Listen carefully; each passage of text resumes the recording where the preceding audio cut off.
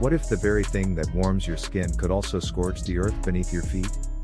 To Aboriginal peoples of Australia, fire is not merely a tool or a force of nature, it is an ancient spirit, an elemental storyteller, and a powerful symbol of balance between life and destruction. Imagine standing under the southern sky, a fire crackling at the heart of the camp. To outsiders, it's a source of heat and light. But to those who understand its language, fire speaks of the dreamtime, of ancestors, renewal, and caution.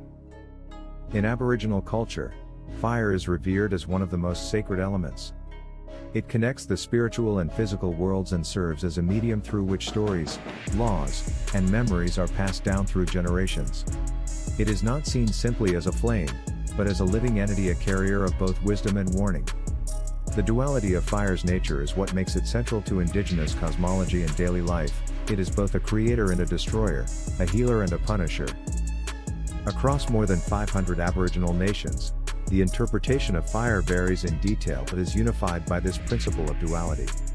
In the Dreamtime stories, the mythic past when ancestral spirits shaped the land, fire often features as a divine gift. The rainbow serpent, a powerful ancestral being, is said in some traditions to have brought fire to humanity, teaching how it could be used for cooking, ceremony, and protection. Fire is also present in initiation rites, songlines, and as a signal of place and purpose. But fire is never neutral. In its destructive form, it represents cleansing and justice. Controlled burning, or fire stick farming, was developed over tens of thousands of years to manage landscapes, encourage new growth, and protect communities. It was science before the word science existed, instinctive ecological knowledge that modern environmentalists now seek to understand and replicate. At a symbolic level, fire mirrors human nature itself. It can be tended, nurtured, and shared just as community bonds must be maintained. Yet it can also become wild and unpredictable, like unchecked anger or greed. Aboriginal elders use this metaphor in education, to teach respect, moderation, and the importance of listening to country. Fire, then, is not feared, but deeply respected. In ceremonies, fire acts as a portal, a way to commune with ancestors. Smoke cleansing, for instance, is more than ritual. The smoke carries prayers upward and purifies individuals of negative energy.